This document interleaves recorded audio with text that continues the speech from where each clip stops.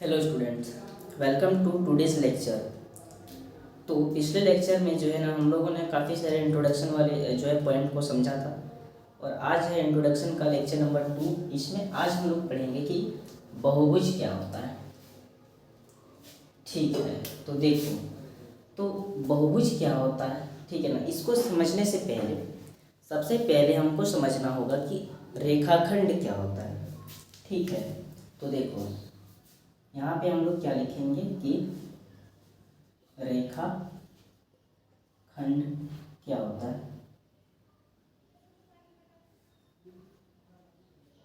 तो देखो हम लोग क्या बोलेंगे कि किसी भी बिंदु से क्या बोलेंगे। देखो सबसे पहले समझ लेते हैं, मान लेते हैं हमारे पास में ये एक क्या है, बिंदु है और इस बिंदु से यदि हम लोग एक सीधी रेखा खींचें तो ये खींच लिए, तो इसको हम लोग क्या बोलते हैं, इसको हम लोग बोलते हैं रेखाखंड। ठीक है, तो इसलिए हम लोग यहाँ पे क्या लिखेंगे कि किसी भी बिंदु से खींची गई एक सीधी रेखा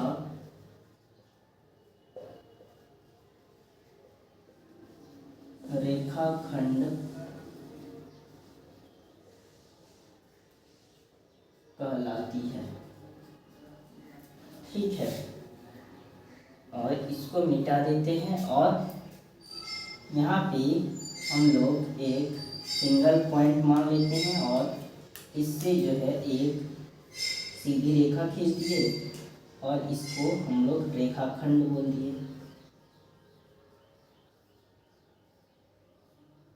ठीक है, अब देखो, अब समझते हैं कि बहुभुज क्या होता है। ठीक है, तो देखो ये हमारे पास में क्या है, एक रेखाखंड है। तो जब इसी तरह से बहुत सारे रेखाखंड मिल करके क्या करता है, मान लें हमारे पास में एक रेखाखंड है इस प्रकार से और एक रेखाखंड है, टोटल हमारे पास में 4 रेखाखंड है और चारों रेखाखंड जो है ना मिल करके इस प्रकार से एक संरचना बना लिया। देखो एक रेखाखंड ये है, चारों रेखाखंड आपस में मिल करके क्या किया, ये एक संरचना बना लिया। अब देखो ये जो एक नई संरचना बनी है ना, इस प्रकार से अगर बनता है संरचना तो इसको हम लोग वर्ग बोलते हैं। ठीक है, वर्ग क्या होता है, देखो जिसकी भुजाएं, अब भुजा क्या होगी, तो देखो यही रेखाखंड जब एक नई संरचना बनाई तो अब यहाँ पे इसका नाम रेखाखंड ना होके इसको अब हम लोग क्या बोलेंगे, भुजा बोलेंगे। ठीक है, मतलब ये जो अब रेखाखंड जो थी अब इसको हम लोगों ने यहाँ पे क्या बोला है, भुजा बोला है। ठीक है, तो अब देखो वर्ग क्या होता है, तो देखो वर्ग में जो भुजाएं होती है ना, ठीक है, जो भुजाएं होती है मतलब सभी भुजा, केवल एक नहीं, वर्ग में, वर्ग में कितनी भुजा देखने को मिल रही है, एक भुजा, 2, 3 और 4, मतलब वर्ग में 4 भुजा है। तो जो सभी भुजाएं होंगी वो बराबर होंगी। बराबर होने का क्या मतलब है कि जैसे कि ये अगर ये भुजा की लंबाई 5 मीटर है तो इसकी सभी भुजाओं की लंबाई क्या होगी, सेम ही रहेगी, 5 मीटर ही रहेगी। तो इसको क्या बोलते हैं हम लोग, वर्ग बोलते हैं। ठीक है, सेम उसी तरह अब हमारे पास में और रेखाखंड है, तो और हमारे पास में कुछ रेखाखंड ले आए, बनाया और फिर हम लोगों ने उससे क्या किया, एक नया मतलब चित्र बनाया, जैसे कि ये वाला है। अब देखो इन दोनों में क्या फ़र्क है, तो हम लोग देखते हैं यहाँ पे फ़र्क क्या है। ये भी तो बहुत सारे रेखाखंड से ही मिलकर बना है और अब इस रेखाखंड ने एक नई संरचना बना ली। अब इसको हम लोग यहाँ पे रेखाखंड ना बोल के क्या बोलेंगे, भुजा बोलेंगे इसको। ठीक है ना, और ये जो नई संरचना बनी है इसको हम लोग आयत बोलते हैं। ठीक है, यहाँ पे देखो इसकी जो लंबाई जो है वो आपस में क्या है, बराबर है, मतलब ये भुजा और ये भुजा की लंबाई बराबर है और इधर वाला जो होता है चौड़ाई होता है। तो देखो ये वाला और ये वाला दोनों भुजा की जो चौड़ाई है वो भी बराबर है। तो आयत में क्या होता है, भुजा की लंबाई और चौड़ाई जो होती है वो बराबर होती है। तो यहाँ पे क्या हुआ, हम लोगों ने देखा कि रेखाखंड से हम लोगों ने नया चित्र बनाया। तो वहाँ पे हम लोग का जो नया डायग्राम बना उसमें अब रेखाखंड को रेखाखंड ना बोल करके हम लोग उसको भुजा कहने लगे। ठीक है, देखो उसी प्रकार से यहाँ पे क्या हुआ, जैसे ये एक भुजा है, यहाँ पे दो भुजा है, यहाँ पे तीन और यहाँ पे चार, मतलब बहुत सारे भुजा ने मिल करके यहाँ पे क्या हुआ, एक नई संरचना बनाई जिसका नाम हम लोगों ने रखा वर्ग। सेम इसी प्रकार से यहाँ भी बहुत सारे भुजा ने मिल करके एक नई संरचना बनाई जिसका नाम रखा हम लोगों ने आयत। ठीक है, तो देखो अब समझो, तो यहाँ पे बहुत सारे भुजा मिला करके हम लोगों ने एक नई संरचना बनाई, तो इसको हम लोग क्या बोले, इसको हम लोग बहुभुज भी तो बोल सकते हैं, इसको हम लोग बहुभुज भी बोल सकते हैं। बहुभुज क्या होगा, जिसमें बहुत सारी भुजा हो। तो ये जो वर्ग है इसमें बहुत सारी भुजा है। सेम उसी प्रकार से आयत में भी क्या है, बहुत सारी भुजा है। देखो तो ये क्या हो गया, हमारा बहुभुज हो गया। ठीक है, अब यहाँ पे क्या लिखा है, देखो केवल रेखाखंडों से बना सरल बंद वक्र क्या कहलाता है, बहुभुज कहलाता है। अब देखो केवल रेखाखंड से बना होना चाहिए, तो ये हमारा बहुभुज जो है ये किससे बनाया, हम लोगों ने रेखाखंड से बनाया। फिर बोला सरल बंद वक्र होना चाहिए। अब ये जो हम लोगों का ये तो एक वक्र ही है। अब देखो ये हमारा बंद वक्र है क्योंकि इसकी सिराएं तो खुली नहीं है। अब बोला है साधारण भी होना चाहिए, और साधारण का मतलब क्या है, यानी कि सरल होना चाहिए। सरल होने का मतलब है कि ये कहीं आपस में खुद को काटेगा, तो ये तो खुद को कहीं काटा ही नहीं है। इसका मतलब क्या हुआ, ये हमारा एक बहुभुज है। ठीक है, अब आप लोग बताइए क्या ये हमारा एक बहुभुज है, बताइएगा कमेंट में, तब तक हम लोग समझाते हैं। देखो यहाँ पे क्या है, हम लोगों ने एक रेखाखंड ले आया, एक रेखाखंड ये है, एक रेखाखंड ये है, एक रेखाखंड ये है, एक रेखाखंड ये है। इससे हम लोगों ने एक नई संरचना बनाई।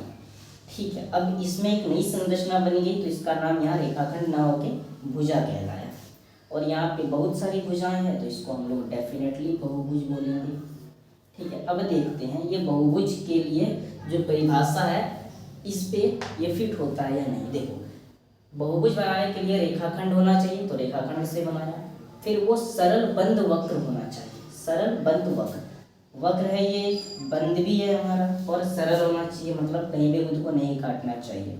तो ये खुद को कहीं नहीं काट रहा है, तो ये हमारा क्या हो जाएगा, इस प्रकार से ये भी हमारा एक बहुभुज है। फिर ये वाला देखते हैं कि इसके अंदर हम लोग डायग्राम बना रहे हैं कि क्या ये हमारा बहुभुज है या नहीं है। बहुभुज होने के लिए रेखाखंड होना चाहिए। देखो ये सब एक रेखाखंड, 2 3 4 रेखाखंड तो लिए हैं यहाँ पे। ठीक है, फिर बोला है बंद होना चाहिए, ये तो बंद ही है, इसकी सिराएं कहीं पे खुली नहीं है। लेकिन वो बोला था सरल बंद वक्र होना चाहिए था, मतलब बस सरल होना चाहिए था, उसका मतलब खुद को नहीं काटना चाहिए था। लेकिन यहाँ पे ये तो खुद को काट रहा है, इसका मतलब क्या हुआ कि ये हमारा बहुभुज नहीं है। ठीक है, इसका मतलब ये क्या है, बहुभुज नहीं है। देखो बहुभुज समझ लिया। अब देखते हैं, देखो ऐसे वक्र जो क्या है बहुभुज है, तो यहाँ पे ये वाला क्या होगा, बहुभुज ही होगा। ये भी क्या है, बहुभुज है। कैसे बहुभुज है, सिंपल, सब रेखाखंड से बना है, एक नई संरचना। अब इस संरचना में रेखाखंड को भुजा बोल दिए।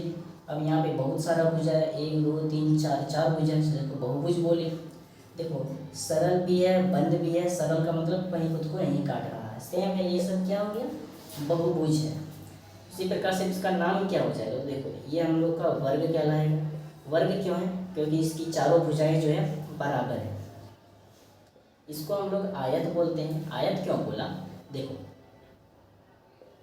इसकी लंबाई जो है आपस में बराबर है और चौड़ाई आपस में बराबर है, इसलिए इसको आयत बोलते हैं। फिर ये भी हमारा आयत ही कहलाएगा, क्योंकि देखो इसकी चौड़ाई जो है वो बराबर है और लंबाई भी आपस में, इसकी लंबाई बराबर है, इसकी चौड़ाई बराबर है। ये त्रिभुज की कैटेगरी में आ जाता है। ठीक है, सॉरी चतुर्भुज है, चतुर्भुज है, बट इसका स्पेसिफिक नाम नहीं है। चतुर्भुज का मतलब होता है 4 भुजा होना चाहिए। ठीक है, सेम हम लोग चतुर्भुज अभी समझेंगे। अब देखते हैं, अब हम लोग देखेंगे बहुभुज का वर्गीकरण कैसे करते हैं। तो चलिए अब देखते हैं बहुभुजों का वर्गीकरण कैसे करना है। तो देखो बहुभुज का मतलब क्या होगा, जो बहुत सारे भुजाओं से मिलकर के बना होगा। जैसे कि देखो ये हो गया, ये क्या है, बहुत सारे भुजा से बना है। कितनी भुजा है यहाँ पे, 4 भुजाएं हैं। ये देखो ये भी क्या होगा, बहुभुज होगा। ये कितने भुजा से बना है, 3 भुजा से मिलकर बना है। ठीक है, ये देखो ये भी क्या होगा, बहुभुज होगा। कितने भुजा से मिलकर बना है, यहाँ पे हम लोगों का 5 भुजा से मिलकर बना है। ठीक है, ये देखो ये भी क्या होगा, बहुभुज होगा। कितने भुजा से मिलकर बना है, 6 भुजा से मिलकर बना है। ठीक है, अब देखो यहाँ पे बहुभुज के अंदर आता है ये सब। ठीक है, देखो त्रिभुज क्या होता है, त्रिभुज से समझ रहा है। यहाँ पे क्या होगा, ऐसी भुजा जिसमें ऐसी संरचना जिसमें क्या हो, 3 भुजा हो, तो उसको क्या बोलेंगे, त्रिभुज। त्रिभुज मतलब 3 भुजा वाला। तो 3 भुजा किसमें है, तो देखो यहाँ पे 3 भुजा है, तो इसको क्या बोलेंगे, अगर इस तरह से संरचना दिखेगा तो इसको त्रिभुज बोलेंगे। ठीक है, त्रिभुज में क्या होगी, 3 भुजा होगी। त्रिभुज को जो है ना हम लोग बहुत प्रकार से बना सकते हैं। जैसे इसको इस तरह से बना दिया, इस तरह से बना दिया। ठीक है, इस तरह से भी बना सकते हैं। टोटल 3 भुजा देखने को मिल रहा है, तो ये हमारा त्रिभुज हो गया। फिर बोला चतुर्भुज। चतुर्भुज का मतलब क्या, जिसमें 4 भुजा। अभी देखे थे इसमें हमारा क्या है, 4 भुजा है, इसमें 4 भुजा है, तो ये क्या हो गया, चतुर्भुज हो गया। इसको इस प्रकार से भी हम लोग बना सकते हैं। ठीक है, इसमें भी कितना है, चतुर्भुज, 4 भुजा है। और इसमें अगर हम लोग देखें तो ये भी हमारा क्या होगा, चतुर्भुज होगा, क्योंकि इसमें 4 भुजा है। पंचभुज क्या होगा, जिसमें क्या हो, 5 भुजा हो। यहाँ पे हम लोगों ने देखा अभी, तो इस प्रकार से होगा। तो इसमें टोटल कितनी भुजा है, देखो 1 2 3 4 और ये 5 भुजा है, तो इसलिए इसको हम लोगों ने पंचभुज बोल दिया। तो आई होप आज का लेक्चर आपको समझ में आया होगा। समझ में आता है तो वीडियो को एक लाइक करो, चैनल सब्सक्राइब करो, अपने फ्रेंड्स को भी भेजो, ताकि आपके फ्रेंड्स को भी पता चले कि कोई है जो यूट्यूब पे भी हिंदी मीडियम में पढ़ा रहे हैं, वो भी बिल्कुल फ्री। अगर आपको अगर नोट्स चाहिए तो आप इस नंबर पे मैसेज कीजिएगा, मैं आपको नोट्स शेयर कर दूँगा।